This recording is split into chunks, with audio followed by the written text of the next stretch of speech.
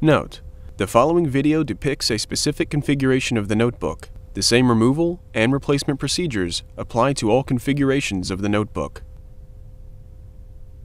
Before you begin, remove the base enclosure, battery, wireless module, fan,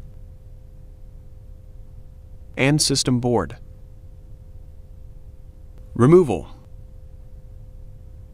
On the top of the system board, remove the two 4mm P1 Phillips head screws that secure the RJ45 cover to the system board.